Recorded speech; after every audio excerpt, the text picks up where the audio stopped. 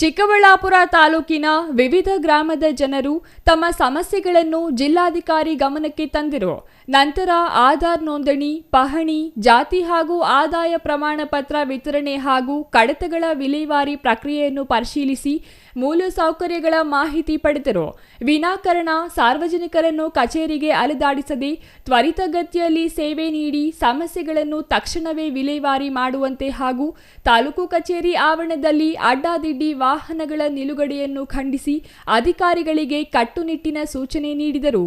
ತಾಲೂಕಿನ ಆಡಳಿತ ಸಿಬ್ಬಂದಿಯ ಕೊರತೆ, ಸಾರ್ವಜನಿಕರಿಗೆ ಒದಗಿಸುವ ಸೇವೆ, ಜನರ ಕುಂದುಕೊರತೆಗಳನ್ನು, ಆಡಳಿತದ ಕಾರ್ಯವೈಖರಿಯನ್ನು ಪರಿಶೀಲನೆ ನಡೆಸಿ ಅದರ ಸುಧಾರಣೆಗೆ ಅಗತ್ಯ ಸೌಲಭ್ಯ ಒದಗಿಸಲು ಅಧಿಕಾರಿಗಳಿಗೆ ಸಲಹೆ ಸೂಚನೆ ನೀಡಿದರು. 11 ಗಂಟೆಗೆ ತಹಶೀಲ್ದಾರ್ ಕಚೇರಿಗೆ ಅನಿರೀಕ್ಷಿತವಾಗಿರ್ತಕ್ಕಂಥ ಒಂದು ಭೇಟಿಯನ್ನು ಕೊಟ್ಟಿದ್ದೀನಿ. ಭೇಟಿ ಕೊಟ್ಟು ರೆಕಾರ್ಡ್ ರೂಮನ್ನು ಪರಿಶೀಲನೆ ಮಾಡಿದ್ದೀನಿ. ರೆಕಾರ್ಡ್ ರೂಮಲ್ಲಿ ರೈತ ಬಾಂಧವರು ಮತ್ತು ಸಾರ್ವಜನಿಕರು ದಾಖಲೆಗಳನ್ನು ತೆಗೆದುಕೊಳ್ಳಲಿಕ್ಕೆ ಬಂದಿದ್ದರು. ಒಂದಿಬ್ಬರು ನಮಗೆ ದಾಖಲೆ ಸಿಗ್ತಾ ಇಲ್ಲ ಅಂತೇಳಿ ಕೇಳಿದರು. ಅದನ್ನು ಪರಿಶೀಲನೆ ಮಾಡಿಸಿದಾಗ ಇನ್ನೂ ನಮಗೆ ರೆಕಾರ್ಡ್ಗಳನ್ನು ಭೂ ಸುರಕ್ಷಾ ಯೋಜನೆಯಡಿಯಲ್ಲಿ ಏನು ರೆಕಾರ್ಡ್ಗಳನ್ನೆಲ್ಲ ಸ್ಕ್ಯಾನ್ ಮಾಡ್ತಾಯಿದ್ದೀವಿ, ಅಂದರೆ ಫೈಲ್ಸು ಮತ್ತು ರಿಜಿಸ್ಟರ್ಗಳನ್ನು ನಾವು ಸ್ಕ್ಯಾನ್ ಮಾಡ್ತಾಯಿದ್ದೀವಿ. ಇನ್ನು ಕೆಲವೇ ರೆಕಾರ್ಡ್ಗಳು ಮಾತ್ರ ಉಳ್ಕೊಂಡಿದ್ದಾವೆ. ಈಗ ಏನು ರೆಕಾರ್ಡನ್ನು ಸ್ಕ್ಯಾನ್ ಮಾಡಿದ್ದೀವಿ ಅದೆಲ್ಲದನ್ನು ಕೂಡ ಅಪ್ಲೋಡ್ ಮಾಡಿ ಶಿರಸ್ತೇದಾರರು ಅದಕ್ಕೆ ಅನುಮೋದನೆ ಕೊಡಬೇಕು. ತುಂಬ ಬಾಕಿ ಇಟ್ಕೊಂಡಿದ್ದಾರೆ. ಅದಕ್ಕೆ ನಾನು ಶಿರಸ್ತೇದಾರರಿಗೂ ಕೂಡ ಹೇಳಿದ್ದೀನಿ, ಕೂಡಲೇ ಅಪ್ಲೋಡ್ ಮಾಡಿರ್ತಕ್ಕಂಥವು ಏನೇನಿದ್ದಾವೆ ಅದೆಲ್ಲದಕ್ಕೂ ಕೂಡ ನೀವು ಅನುಮೋದನೆ ಕೊಟ್ಟರೆ ರೈತರು ಮತ್ತು ಸಾರ್ವಜನಿಕರು ನೇರವಾಗಿ ಅವರೇ ಡೌನ್ಲೋಡ್ ಮಾಡ್ಕೊಂಡು ದಾಖಲೆಗಳನ್ನು ತೆಗೆದುಕೊಳ್ಬೋದು. ಆ ಒಂದು ಯೋಜನೆ ಇರೋದರಿಂದ ಅದಕ್ಕೆ ಹೆಚ್ಚು ಒತ್ತು ಕೊಡಬೇಕು ಅಂತ ಹೇಳಿದ್ದೀನಿ. ತದನಂತರದಲ್ಲಿ ಎಲ್ಲ ಕೇಸ್ ವರ್ಕರ್ಗಳ ಟೇಬಲ್ಗೂ ಕೂಡ ವಿಸಿಟ್ ಮಾಡಿದ್ದೀನಿ. ಮುಖ್ಯವಾಗಿ ಈ ಆಫೀಸನ್ನು ಯಾವ ಥರ ಮಾಡ್ತಾಯಿದ್ದಾರೆ ಅನ್ನೋದನ್ನು ಪರಿಶೀಲನೆ ಮಾಡಿದಾಗ ಭಾಳಷ್ಟು ರೆಸಿಟ್ಸ್ಗಳನ್ನು ಬಂದಿದ್ದಾವೆ, ಅದನ್ನು ಅಟೆಂಡ್ ಮಾಡಬೇಕು. ಹಾಗೂ ತಹಶೀಲ್ದಾರ್ ಅವರು ಅಪ್ರೂವ್ ಮಾಡಿದ್ದಾರೆ, ಅನುಮೋದನೆಗಳನ್ನು ಕೊಟ್ಟಿದ್ದಾರೆ, ಆದರೆ ಅದನ್ನು ಕ್ಲೋಸ್ ಮಾಡ್ಕೊಬೇಕು. ಎಷ್ಟೋ ಫೈಲ್ಗಳನ್ನು ಕ್ಲೋಸ್ ಮಾಡ್ಕೊಬೇಕು.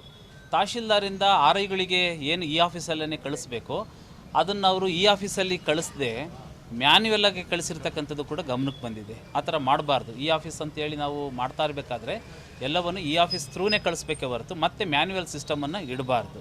ಈ ಥರದ್ದು ಕೆಲವೊಂದು ಲೋಪದೋಷಗಳು ಕಂಡು ಬಂದಿದ್ದಾವೆ. ಅವರೆಲ್ಲರಿಗೂ ಕೂಡ ವಿತಿನ್ 2 ಡೇಸ್ ಒಳಗಡೆ ಫೈಲ್ ಕ್ಲೋಸ್ ಮಾಡೋವನ್ನೆಲ್ಲ ಕ್ಲೋಸ್ ಮಾಡ್ಕೊಬೇಕು. RIಗಳಿಗೆ ಕಳಿಸೋಂಥವೇನೇನಿದ್ದಾವೆ ಈ ಆಫೀಸ್ ಮೂಲಕ ಹೋಗಬೇಕು ಮತ್ತು ಅಟೆಂಡ್ ಮಾಡೋಂಥವೇನಿದ್ದಾವೆ ಅಟೆಂಡ್ ಮಾಡಲೇಬೇಕು ಅಂತೇಳ್ಬಿಟ್ಟು ಈಗ ಹೇಳಿದ್ದೀನಿ. ಮತ್ತು ರಿಜಿಸ್ಟರ್ಗಳನ್ನೆಲ್ಲ ಚೆಕ್ ಮಾಡಿದ್ದೀವಿ. ಕೆಲವು ಜನ ಆಫೀಸಿಗೆ ಬಂದಿದ್ದರೂ ಕೂಡ ರಿಜಿಸ್ಟ್ರಿಗೆ ಸಿಗ್ನೇಚರ್ ಹಾಕಿಲ್ಲ.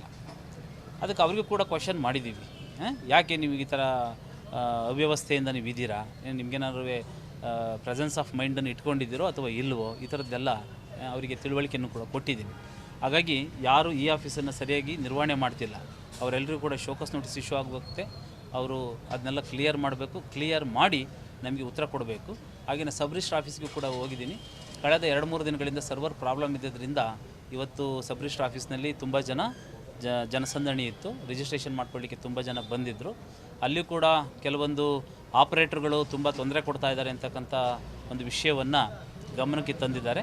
ಔಟ್ಸೋರ್ಸ್ ಮೇಲೆ ಕೆಲಸ ಮಾಡ್ತಕ್ಕಂಥವರು ಯಾರು ಹಂಗೆ ತೊಂದರೆ ಕೊಡ್ತಾ ಇದ್ದರೆ ಡಿ ಆರ್ಗೆ ಸೂಚನೆ ಕೊಡ್ತೀನಿ. ಅಂಥವ್ರನ್ನ ಅಕ್ಕಪಕ್ಕದ ತಾಲೂಕುಗಳಿಗೆ ರೀಶಫಲ್ ಮಾಡ್ರಿ ಅಂತಲೂ ಕೂಡ ಹೇಳ್ತಾ ಇದ್ದೀನಿ.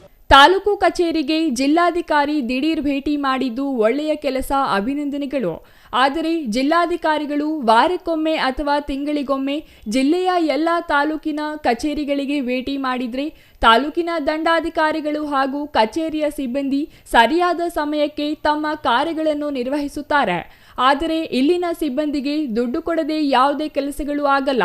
ರಿಯಲ್ ಎಸ್ಟೇಟ್ ಹಾವಳಿ ಹೆಚ್ಚಾಗಿದ್ದು ಸಾಮಾನ್ಯ ಜನರ ಯಾವುದೇ ಕೆಲಸಗಳು ನಿಗದಿತ ಸಮಯಕ್ಕೆ ಆಗುವುದಿಲ್ಲ. ವಾಹನಗಳ ಅಡ್ಡಾದಿಡ್ಡಿಯಿಂದ ಸಾರ್ವಜನಿಕರಿಗೆ ತೊಂದರೆ, ಸ್ವಚ್ಛತೆಯೂ ಇಲ್ಲ ಎಂದು ತಾಲೂಕು ಕಚೇರಿಯ ವಿರುದ್ಧ ಆರೋಪ ಮಾಡಿದರು. ಒಟ್ನಲ್ಲಿ ಇನ್ನು ಮುಂದೆಯಾದರೂ ಸಾರ್ವಜನಿಕರ ಸಮಸ್ಯೆಗಳಿಗೆ ಒಳಿತಾಗುತ್ತಾ ಕಾದು ನೋಡಬೇಕಿದೆ.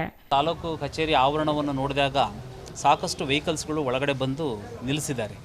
ಇವರೇನು ಕಚೇರಿಗೆ ಬಂದು ನಿಲ್ಲಿಸಿ ಹೋಗಿದ್ದಾರೋ ಅಥವಾ ಬೇರೆ ಬೇರೆ ಊರಿಗೆ ಹೋಗೋರೆಲ್ಲ ಬಂದು ವೆಹಿಕಲ್ಗಳನ್ನು ಇಲ್ಲಿ ಪಾರ್ಕಿಂಗ್ ಮಾಡಿ ಸಂಜೆ ವೆಹಿಕಲ್ ತಗೊಂಡು ಹೋಗ್ತಾರೆ ಅಂತಲೂ ಕೂಡ ಹೇಳ್ತಾ ಇದ್ದಾರೆ.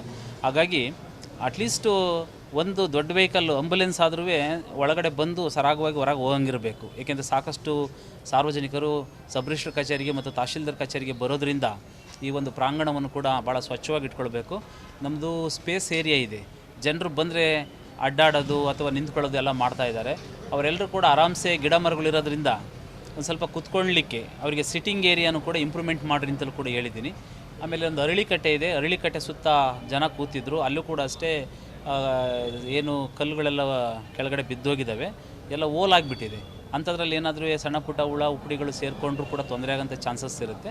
ಅದಕ್ಕೆ ಅದನ್ನೆಲ್ಲ ಸಿಮೆಂಟ್ನಿಂದ ಭರ್ತಿ ಮಾಡಿ ಒಂದು ಪ್ಲ್ಯಾಟ್ಫಾರ್ಮನ್ನು ನೀಟಾಗಿ ಮಾಡಿ ಅಂತಲೂ ಕೂಡ ಹೇಳಿದ್ದೀನಿ.